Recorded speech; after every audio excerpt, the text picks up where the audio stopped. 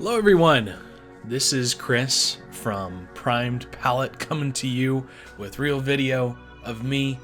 Here we are on the cusp of a new video, and I'm excited to have you here in front of me and be able to see me.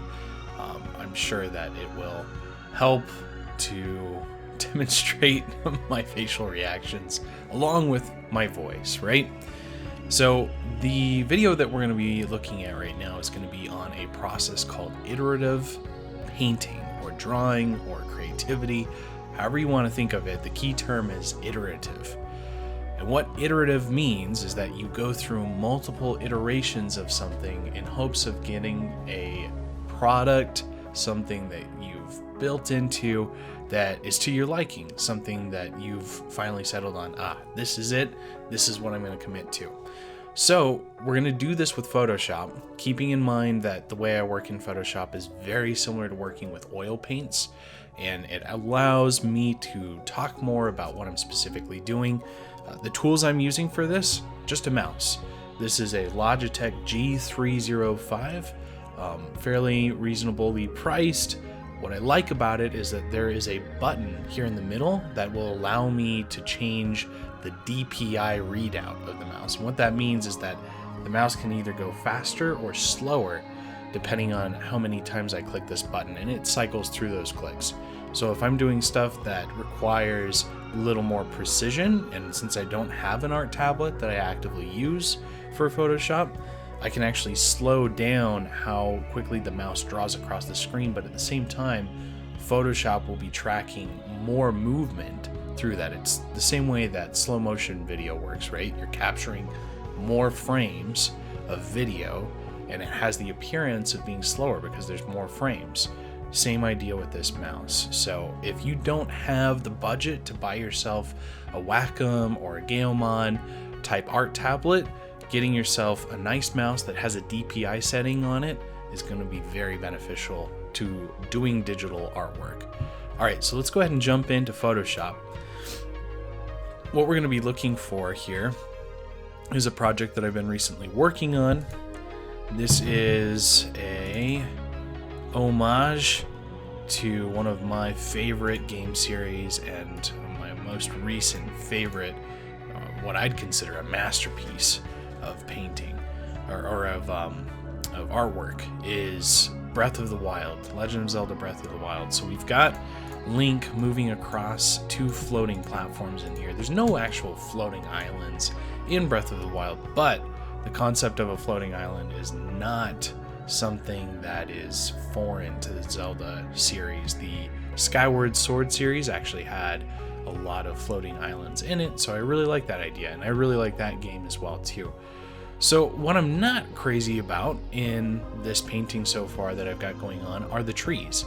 And these are not the final product by any means, but I do want to make sure that when I add the trees in here that I've got a specific style and color that works well with this piece. So instead of me continually doing the trees over the top of this painting like you can in Photoshop, right? And you could do this with oil paints as well too, with little to no repercussion of just continually painting over the top of your subject material. And you could do this with a piece of paper or another canvas separate.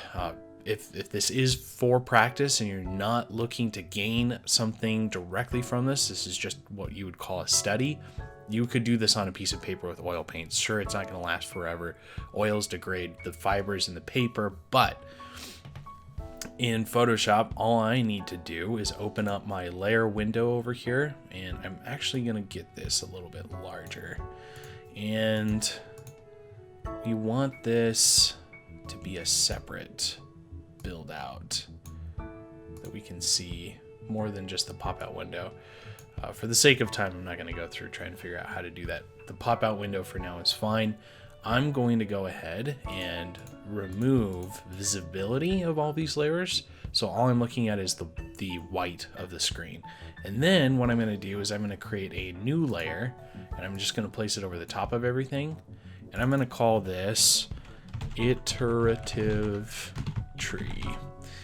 And we're going to do essentially a series of trees trying to find a tree that we like and a style that we like that we can then use to help dictate what the rest of the trees are going to look like in this finished illustration. So to get started on this, people have asked before on some of my videos, what sort of brushes are you using? So Photoshop has a large series of brushes. The ones that come preloaded, I'm not using anything special off of a different website. The one that I really enjoy using is any of these. So if I can have you look over here on the right hand side, they've got a brush icon with what looks like a little droplet of water. That's Photoshop's capacity to act with the pixels that I lay down, just like oil paints. So if I lay a brush stroke down, what's really cool about this, let's pick something that's a little bit more colorful. And I'm using key bindings that I've set up on my keyboard. If you want to know how to increase and decrease brush size, this is very, very useful and probably the most used shortcut in Photoshop for me personally. It's the bracket tools on your keyboard. I've got it set on my keyboard to a couple little custom buttons that are off to my left hand side, because most of the essential keyboard shortcuts in Photoshop are on the left hand side of the keyboard. So I'm using this to go big. Let's draw a couple strokes here so I can demonstrate how this works, and then we'll go jump right into working with the trees. So I've got two different colors here, right? You see that? I just drew right into that, and it's smearing much in the same way that oil paints would smear if they were wet. So for that reason, I love working with Photoshop with these brushes. They're standard issue brushes. You don't have to go anywhere special for them. The specific title to them is Kyle's Real Oils 01 and Kyle's Real Oils Round Flex Wet. So the Real Oils give that really nice, unique edge into the painting. But if you notice, if I do a couple of these, let's take a look at the formation of the brushstroke. Do you see how there's a little bit of a patternation here that we can detect? We can see that happening kind of the same way. There's like a little tooth right there. So to change that, to get it to be a little more random, a little bit more like using a real brush, we can go into the brush settings. And then we're going to go into shape dynamics, and we're going to change the angle jitter to about 35%. Anywhere around there is fine, plus or minus 20%. Now, when I make brush strokes, take a look at that. They're a little more round in nature, which is I'm totally fine with. But each tip of these beginning strokes that I made are completely unique, which adds that level of human element into the digital world. So you do that to get yourself back into working with what would be very close to a real medium. So let's go ahead and clear off this layer. We don't need any of this stuff. We do want to start working on the trees right now. So I'm going to delete this iterative tree layer. Let's go ahead and recreate a new one. I'm sure there's a better way of doing this. If you know a better way, put it in the comments. That's a great way for me to learn from you too. So double click on the layer name, iterative tree. Okay, great. To get back to brush, it looks like I engaged the rotate tool by pushing R on the keyboard. To get back to brush, you push B, and now I'm back at my brush. Let's increase the size just a little bit. Let's see, we're looking at 100% zoom in, and I'm just gonna go right up here at the top. And we're going to start with a semi-neutral brown color, which can be found right in between the blend of yellow and red, so kind of like an orange. And we're going to go right here in the center, and that's going to give us a nice dark, rich brown. But actually, I want it to be just a little more neutral, so I'm pushing it over to the left-hand side. And now I'm going to go ahead and start building in my trunk. So a lot of the time when you're working with, well, all the time when you're working with oil paints, you want to have a backdrop that is the background of whatever the image you're going to be working on is. So if it's a sky, you're working on the sky first. If it's a tree, we're working at least on the trunk first. We want to make sure that that's laid in. And then what I'm going to do from this, I might as well just go ahead and draw out a bunch of trunks on here that we're going to work with. Right? This is the whole point. Let's do 6 of them, so we're not spending too much time on this for the video, and don't want to take up too much of your time. Still want you to get the most value out of being able to watch this. And now we're going to start moving towards something that's a little more green. We want those branches to be put in, so let's go ahead and select a green color here.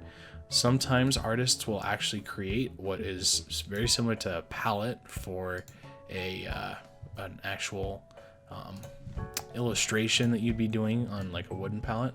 So I've got a brown color here and kind of a dark neutralish green color over here. I can hold Alt while I am working with my mouse, and that will let me pick up that specific color if I left click on it. Very handy for quickly going back and forth. All right, so do I want these to be conifers, evergreen trees, you know, something that's you know, like a pine tree, or do I want this to be deciduous, something like a cottonwood, something like a aspen, if I want white bark? For now, we're gonna just focus on conifers, like an evergreen looking tree. So I'm gonna go in here and I'm gonna actually reduce the speed of my mouse. You notice really fast right there. Boom, there's my next click, nice and slow. And I'm gonna start building in some brush strokes here. And we're just gonna lay in this backdrop. Obviously, if you have a graphic tablet, a Wacom tablet, or anything similar to that, I do appreciate the kind of things that you can get with that, because there's pressure sensitivity in that. That is really handy. But for the sake of ease for me, and I don't like taking up a lot of extra space on my desk, I will just use the mouse. Okay. All right, so there's the basic backdrop, right? So now I need to pick stuff that's a little bit brighter green. So I'm gonna just move this. I can see my old color here, and there's my new color. Great. I might go ahead and just add that as a swatch so I can come back to these for the next iterations of this tree. And now I might decrease the size of the brush a little bit, maybe increase just a little. There we go. There. And I'm not gonna hit this on everywhere, right? This process is fantastic because as you do each iteration, you're increasing your skill on that specific subject matter without the chance of ruining the current illustration that you're working on, right? You don't want to get so far with an illustration that you realize, oh man, I wish I had just done this on a scratch piece of paper. My grandpa, who was a commercial artist, used to do this as well. Maybe not the specific iterative process, but he would actually create the painting first on a small format, and then he would use what he learned from that small format to go ahead and do it on a larger format. Even though he was a master of the medium and of his techniques, he would still do this to make sure that he had outlined everything that he wanted to. He knew how to draw trees without any need for anything extra. He knew all of those things. Mostly what he was working on was the composition, making sure that he had everything, all the visual elements outlined into good places for the illustration itself. So now we're adding in some highlights, right? And I am being careful not to do too much. I do want to make sure that the background still picks up the darker colors. And here we go. So we've got, I'll try to aim for at least 4 levels of light in the tree. So my final level is going to be something like this. I'll pull this off to the side. Hang on to it for later. And we're going to be increasingly sparingly using a lighter color on this. I might zoom in on this so you can see this a bit better too. And with the highlights, I'm going to get a little more sparse with my brush strokes. And I am going to overlap the tops of these trees. And if I don't like something, I'm not going to erase it. I'm going to hang on to it because there are good things that are happening in this illustration of this tree, and there are things that need work.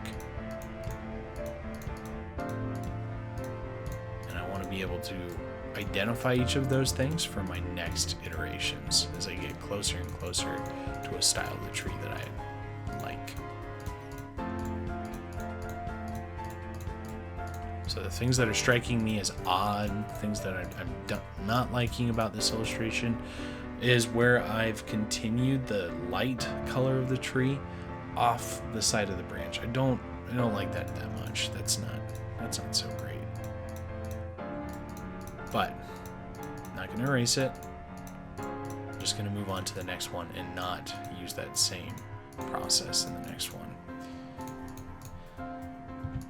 And then for the bark, let's grab, let's see, we need to make sure that this is bark. Make a division there. We want to make a color that's a little bit lighter to point out the highlights of the bark. There we go. I'm holding space to pan around in Photoshop. Feels a lot like the working with paper when you use it this way. Photoshop's got a wonderful way of drifting. And I'm going to put in the highlights for this bark. I can tell right now that it is super subtle, so I might actually create one more light level of bark. Go in here with an even smaller brush. Even that's having a hard time coming up. But there's a soft gradation between the dark bark and the light bark. I'm cool with that. Let's go ahead and keep moving on to the next iteration. There we go. There's our light color of bark. Okay, next tree. Let's grab our green. And this one, the basic shape that we started with was fine, but I'm wondering what it would look like if it was a little more sparse.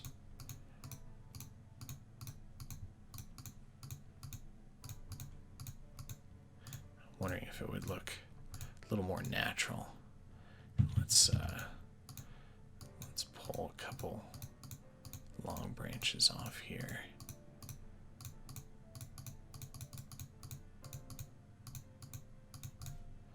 So I'm using 2 sizes to the brush.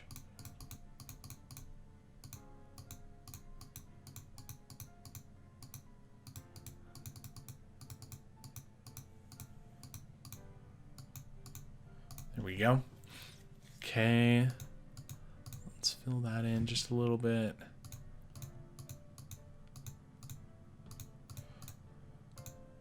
Okay. All right. Kind of feeling like that's a little more natural. Feeling like that's a little less like a stereotypical tree, which is good. We don't want to generalize our subject matter. We want to try to make it look very natural. And this green is just so close to the other green. I'm going to move straight to that 4th level or that 3rd level of green. That's better. Keep note on this, when I'm doing trees, I'm not engaging the lighter colors closer to the branch, and that's to emulate the way that light can reach specific parts of the branch.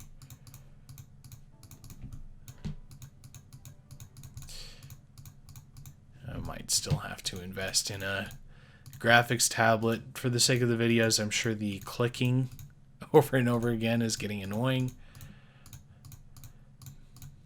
I appreciate your patience with the noise. Of course, you probably didn't really notice it until I mentioned it, but okay.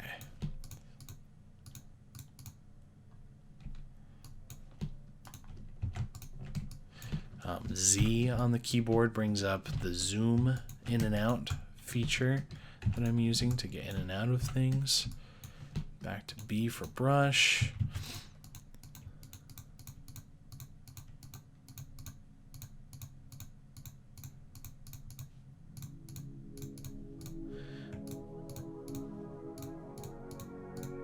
And if you notice up in the top section of Photoshop here, there is a feature for wetness, load, and mix those all have an effect on how the paint behaves. I'm painting as if this is super wet oil paint.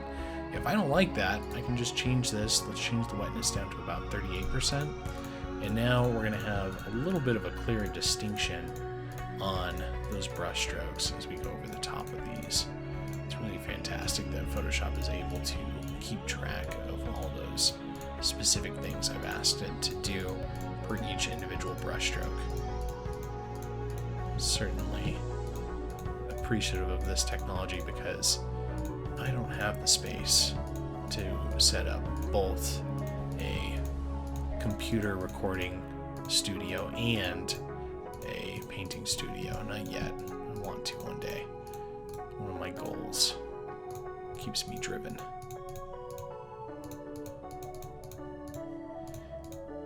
Alright, I might actually want to include a green that's even brighter than this one to get this to pop a little bit more, because it's really still getting eaten up by that dark green color. So let's go ahead and do that. Let's go grab one that's even more saturated, even lighter. Grab that. Come in here. Let's do some bigger brush strokes.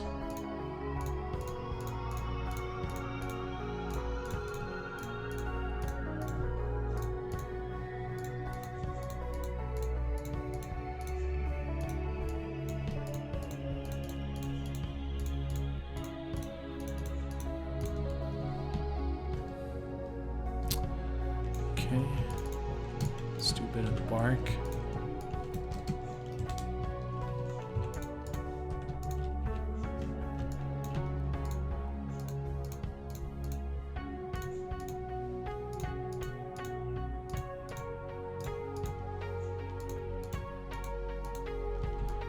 All right, there's a little bit of a different style. And for the sake of the video, you understand this process at this point. You probably, if you're still watching, are just curious as to what is the tree that I'm going to end up going with. I actually prefer this tree over this one. So if I do continue, I'm going to continue building off the iteration of this tree and use this in the illustration. I do have recording of me working on that Breath of the Wild illustration. That will be a future video. Absolutely, you can expect that. And for the rest of this video, we're just going to call it a wrap. That's it. So thanks so much for watching. Looking forward to continuing our passion for art and for creating. And we'll see you on the next video. Please make sure that you do like and subscribe for the video. This is a very small channel to start. It's very difficult for YouTube to show this video off to anybody else if there's no engagement on the video. I know that's asking a lot, and at the same time, if you think about it, it's not that much. Just go like and subscribe to the video, and that will help the rest of the channel reach a much higher audience. Thanks so much. See you soon.